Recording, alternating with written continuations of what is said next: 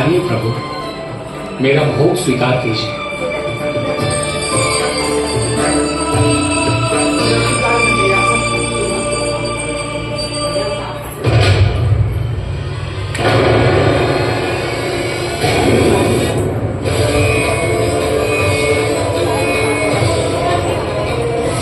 ये क्या कर रहे हैं?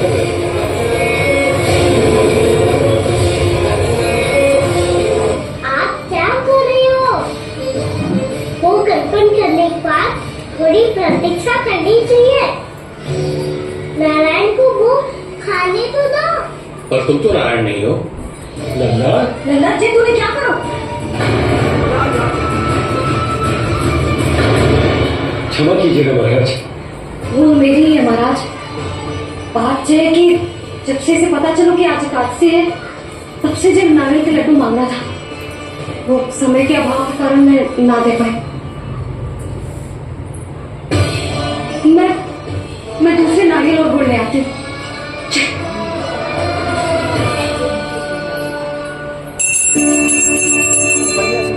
हम लोग कभी हो सकता ना लल्ला? कहीं थी ना महाराज के जाने के बाद बना दूंगी लड्डू। जानकी, शीघ्र दूसरा नारियल कस के ले आ और गुड़ दे, ठीक है? जब कोई घर में आपको है तो ऐसा व्यवहार अच्छा लगता है क्या? मैंने क्या करूं भैया? मैंने क्या करूं भैया? इससे तो बड़ा सयाना बन तो है, हाँ? और आज कभी महाराज के हाथ में लोटा दे रहे हो, कभी इतने बड़े ब्राह्मण देवता को ज्ञान दे रहे हो, और आप भोग का लड्डू भी खा दो।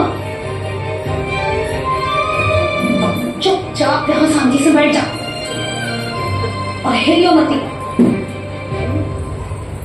कोई बुलाए तो भी ना जाऊं। कोई बुलाए तो वो अन्य बात है लल्ला, उससे पहले हिलियो भी मती।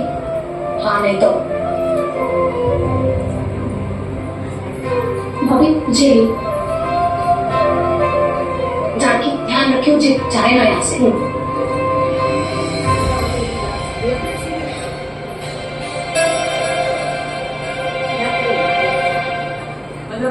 ओ मैया की पहरेदार, ऐसे क्या देख रही हो? तुझे ही देख रही है। तेरे सतानी करते हुए और मेरे ऐसे सीधा बंद हुए, उससे कब किया ही ना उन्होंने। सीधा ही तो हूँ मैं। अच्छा, सब पता है मुझे तेरी चालाकी। बात तो मैं फंसा गई, ऐसे निकल जाना चाहता है ना? नाना, मैं अपने भैया का आगे कार हूँ। जब तक कोई बुलाएगा ना, यहीं बैठे रहूंगा। चाहे लड्डू खाने का कितना भी मन रो ना करे। विलंब के लिए क्षमा प्रभु। ये बालक अबोध है, बातें बड़े बड़े करता है परंतु नहीं जानता कि क्या करना चाहिए क्या नहीं।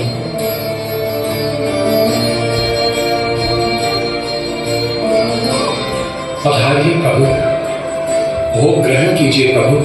पधारिए प्रभु, पधारिए। भोग ग्रहण कीजिए प्रभु, भोग ग्रहण कीजिए प्रभु। जानकी को मैं सुनना, वो मुझे बुला रही है। कोई ना बुला रहे हुए, चुपचाप बैठे रह। हाँ तो तेरी मैया मुझे डांटेंगी। पधारिए प्रभु, भोग ग्रहण कीजिए। मैया ने कही थी कोई बुलाए तो जा सकते हूँ, और महाराज केवल बुला ही ना रहे बल्कि भोग ग्रहण करने की विनती भी कर रहे हैं। पधारिए प्रभु, भोग ग्रहण कीजिए।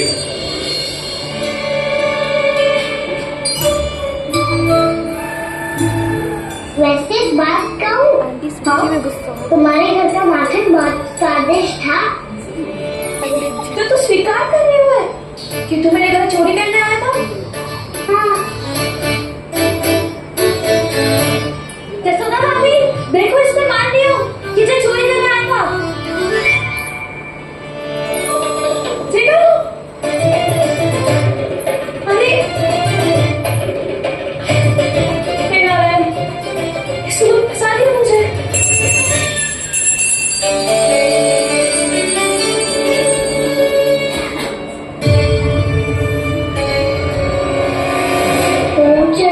भगवान को ठीक से खाने के समय क्यों नहीं देते? अब इतनी चंद्रों तक ना भी कठिन होगा। बड़ा शरारती बालक है ये, फिर आ गया नारायण की इच्छा से। मैं तो आपकी इच्छा से आया हूँ। अब जब बुलाते हो महाराज तो थोड़ा समय दिया करो वो ग्रहण करने के लिए। मैंने तुम्हें कब बुलाया? अभी तो पुकार लगाई थी और वो ग्रहण करो। अविश्वसनीय, कैसा मूर्ख बालक है ये। तुम्हें क्या लगता है कि तुम नारायण हो? मुझे भीतर कैसा है? उठ उठ गंगा। हाँ मैया, मैंने मना किया था ना वहां से उठने को। पर मैया आपने तो कही थी कोई बुलाए तो जा सकता हूँ मैं इनके बुलाने पे यहाँ आई हूँ। और मैंने तो श्री नारायण का आवाहन किया था। मैया कहती है छोटे बालक श्री नारायण का रूप होते हैं। कान्हा, आज तो अति कर दी तुमने। महाराज का अनुष्ठान पूरा न होने दो तू। रहने दीजिए नंदराज, मैं ही जाता हूँ। अपना अनुष्ठान गांव के मंदिर में पूरा कर लूंगा। ऐसा मत ही करो महाराज, आप अनुष्ठान पूरा किए बिना चले जाओगे तो हमें बहुत पाप लगेगा। हाँ महाराज, आप जैसे ब्राह्मण देवता की सेवा न कर पाए तो हम पर कलंक लग जाएगा। आप अपना अनुष्ठान यही संपन्न करें। मैं संभालूंगा इसे। मैं ध्यान रखूंगा कि आपके अनुष्ठान में कोई विघ्न न पड़े। मैं अभी तो उसी काम के लिए लेके आती हूँ।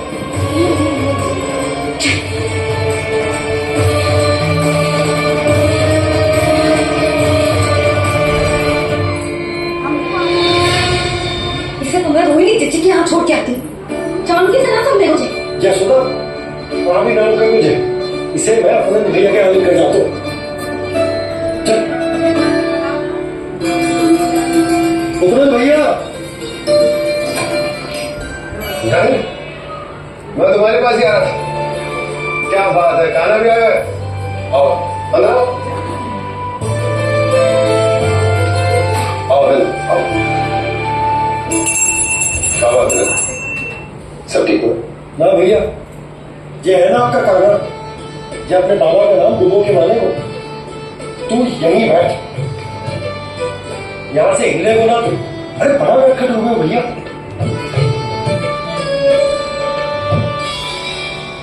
अच्छा, आप ये सब छोड़ो। ये बताओ, क्या मिलने आ रहे थे? कुछ विशेष बात थी? जो गांव वाले मथुरा गए थे उनसे कुछ खबर मिली? ना, जो लोग गांव से गए मथुरा उनमें से अब तक किसी के आने की कोई सूचना नहीं। तो आप इतने चिंतित क्यों दिखाई दे रहे? चिंता की बात तो है ही ना आनंद। सूचना मिली है कि आसपास के गांव में सूखा पड़ रहा है। वाले अपनी गैयन को चराने दूर वनों में लेकर जाया करते थे, और अब तो वहां पर भी सूखा पड़ना आरंभ हो गया है।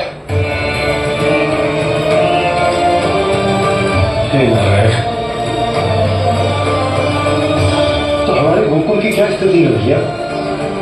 गोकुल और गांव के आसपास की जो स्थिति है उसको सोचकर ही तो मैं चिंतित हूं। शीघ्र ही उसका असर हमारे गोकुल में दिखाई लगेगा। पधारिए प्रभु, भोग ग्रहण कीजिए प्रभु। ये महाराज भी ना बिल्कुल गोपियों की तरह ही है। फिर स्वयं बुलाते हैं फिर पलट जाते हैं। मैंने कब बुलाए हो? जाने कहाँ वो है। 2 दिन से कान्हा दिखो ही ना है।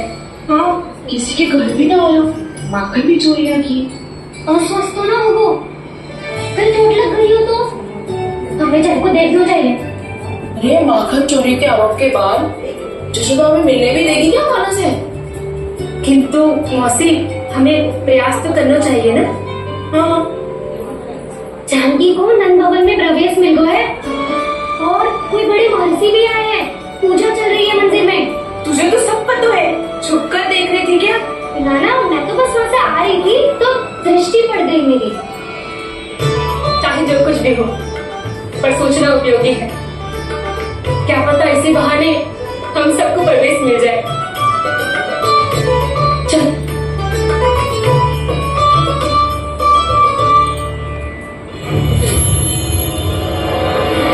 कान्हा, ये कहाँ गई? जरा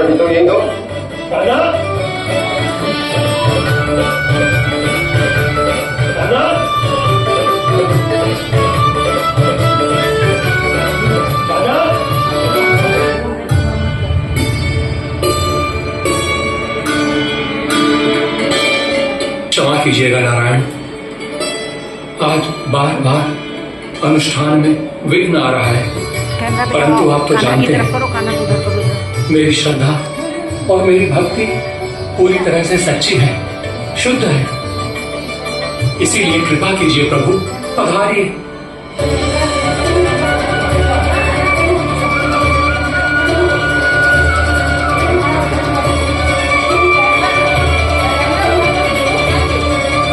और भोग ग्रहण करके इस बात को कृतार्थ कीजिए, दर्शन दीजिए प्रभु, कैमरा प्रश्न पे करो, हमें ताकि बताना है ना। मैं भी मान सकूं। आपसे मिलना उतना ही सरल है जितना उस बालक ने कहा था। आप तो भक्त वत्सल कहलाते हैं प्रभु। इस भक्त की भी विनती सुन लीजिए, दर्शन दीजिए प्रभु, दर्शन दीजिए। इसी विश्वास और समर्पण की ही तो देरी थी महर्षि।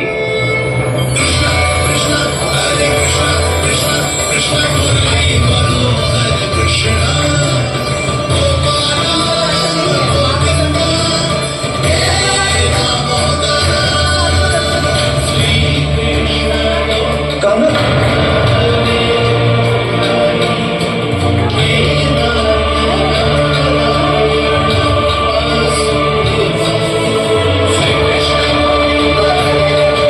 आपके इस परम सत्य को मैं कैसे भूल गया प्रभु।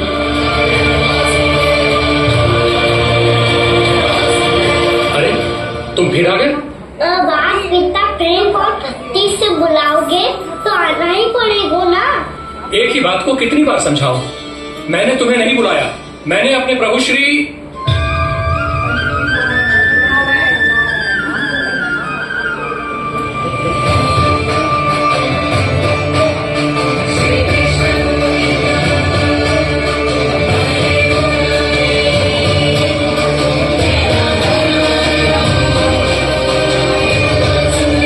मैं प्रभु आपका श्री नारायण। क्या हुआ महाराज, अपनी नहीं पहचाना अपने श्री नारायण को?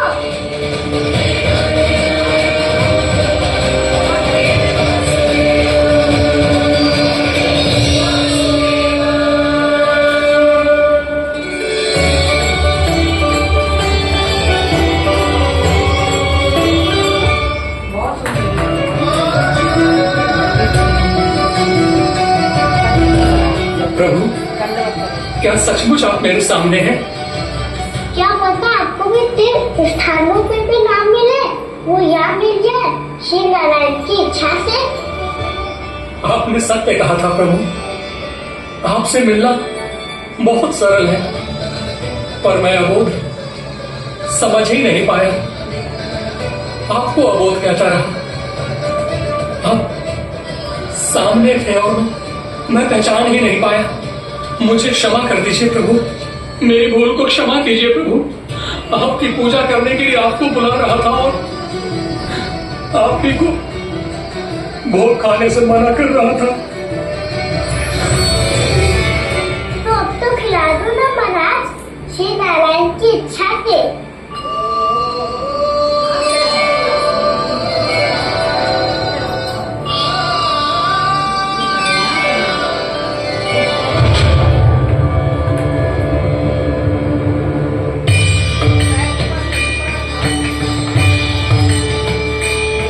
भैया भीतर जाने दो ना, महाराज बुला रहे हैं।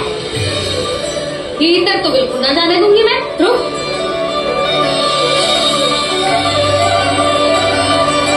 तुझे बता, बाबा ने तुझे आने कैसे दियो? सच्ची मैया, महाराज ने बुलाए हुए मुझे। मैंने तो ना सुनो है। अब जे मती कहियो कि महाराज ने नारायण को बुलाओ है और बालक नारायण का स्वरूप होते हैं। मैंने ही बुलाया था पुत्री। महाराज,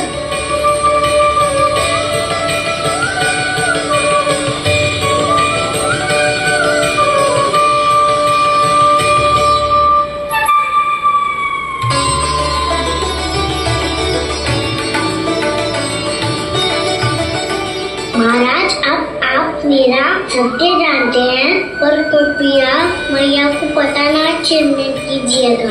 मैं चाहता हूँ कि मैं इनके लिए वही बना रहूं जो हूँ, उनका सामान्य सा लल्ला, ताकि इनकी प्रेम की अमृत वर्षा मुझ पर सदैव बरसती रहे। महाराज जे सदैव ऐसे ना करते है, आज न जाने ऐसे क्या होगा।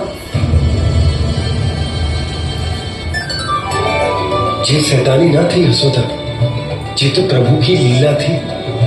महाराज आप अनुष्ठान पूरा करो, अब मैं इसे और विघ्न ना डालने दूंगी। नहीं पुत्री, ये विघ्न डालने नहीं, अनुष्ठान पूरा कराने के लिए आया है। मैं आपका सत्य किसी को नहीं बताऊंगा प्रभु। आपने मेरी आंखें खोल दी, मेरे लिए तो इतना ही पर्याप्त है। मैं धन्य हो गया।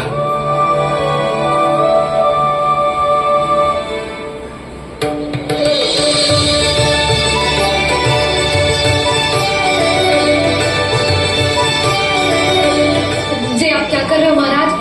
श्री नारायण का भोग आप लल्ला को क्यों खिला रहे हो? मैं सदैव कहता हूं कि जो होता है श्री नारायण की इच्छा से होता है, और मैं नारायण की इच्छा को ही नकार रहा था। महाराज कहीं भूल से मेरा पेट ना खोल दे। थोड़ा समय लगा, परंतु मैं समझ गया पुत्री। बालक ही श्री नारायण के रूप होते हैं।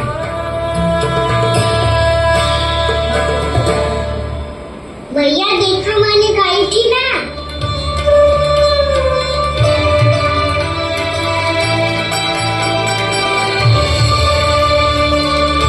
आज कान्हा ने मुझे एक बहुत बड़ी सीख दी। यदि सच्ची श्रद्धा और भक्ति से कोई स्वयं को श्री नारायण के चरणों में अर्पित कर दे, तो श्री नारायण बहुत सरलता से उसे मिल जाते हैं। कभी कभी एक छोटे बालक के रूप में सामने आ जाते हैं। नारायण को पाने के लिए किसी तीर्थ जाने की आवश्यकता नहीं है, और न ही किसी पवित्र जल में डुबकी लगाने की आवश्यकता है।